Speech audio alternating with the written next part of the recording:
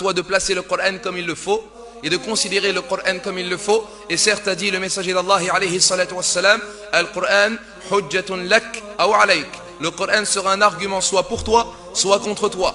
Donc ne pense pas qu'il suffit que tu aies Al-Mushaf sur ta table, ou bien sur ton lit, ou bien sur ton bureau, pour qu'il te serve dans ce bas monde ad-dunya et dans l'au-delà al-akhirah. Mais le Coran, il est utilisé, et le Coran est appliqué, et le Coran tu médites dessus, et le Coran tu le récites, tu t'en sers et tu l'utilises comme un mode d'emploi et un mode de vie. Le Coran ne sert pas à décorer les murs, le Coran ne sert pas à être accroché sur la voiture, le Coran ne sert pas à être placé sous son oreiller pour prétendre que celui-ci portera bonheur. Non, le Coran, c'est un livre et une parole de la part d'Allah tabaraka wa ta'ala qui sert à avertir celui qui est vivant. لِيُنذِرَ مَنْ كَانَ حَيًّا وَيَحِقُّ الْقَوْلَ عَلَى الْكَافِرِينَ, afin qu'il avertisse celui qui est vivant et qu'il concrétise la parole sur les mécréants. Le Coran, tu dois vivre avec.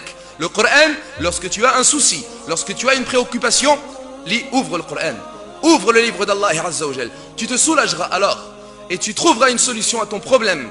Et tu comprendras alors, lorsque tu liras les récits des prophètes al-Anbiya, lorsque tu liras les ordres d'Allah Azza wa Jal, tu verras alors que tu as fait cela, mais Allah te l'a interdit. C'est pour cela qu'il t'arrive des problèmes. Tu verras alors que tu as subi cela et tu es éprouvé, mais les prophètes ont été éprouvés avant toi. Tu patienteras alors, le Coran te consolera alors, car il est une lumière pour toi. Naam, c'est une lumière et un esprit. Wa kadhalika uhayna ilayka ruhan min amrina. C'est ainsi que nous t'avons révélé un esprit de notre part. Ruhan min amrina ma kunta tadri mal kitab wala al-iman walakin ja'alnahu nuran yahdi bihi nahdi bihi man yasha'u min ibadina. Mais nous en avons fait une lumière par laquelle nous guidons qui nous voulons parmi nos serviteurs. Wa innaka latahdi ila siratil mustaqim. Et certes tu guides vers le droit chemin.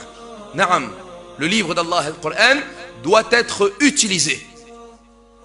Et s'il n'est pas utilisé, c'est comme si tu l'avais placé derrière ton dos.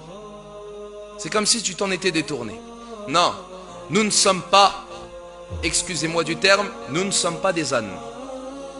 Allah Jalla wa Ala dans Surat al-Jumu'ah a donné comme exemple et comme image et métaphore ceux qui ont porté la Torah et qui ne l'ont pas appliquée. Mathalul ladhina humilu at-Tawrat thumma lam yahmiluha. Et comment il les compare à quoi?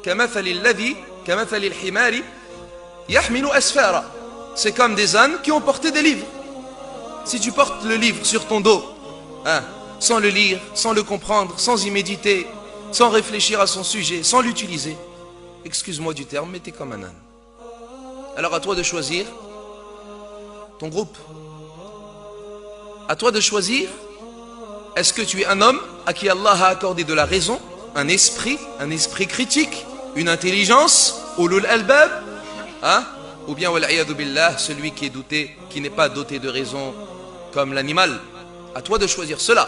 Ne laisse pas le Coran comme ça traîner dans ta maison. Il ne servira à rien s'il n'est pas récité, et wallah. C'est la parole qui est bénie. C'est la parole qui a une influence. Ce n'est pas le livre en lui-même. Ce n'est pas le livre et la couverture et le papier. Celui-ci ne pourra te servir en rien du tout, mais c'est la parole qui contient. C'est la récitation, c'est l'écoute, c'est l'application.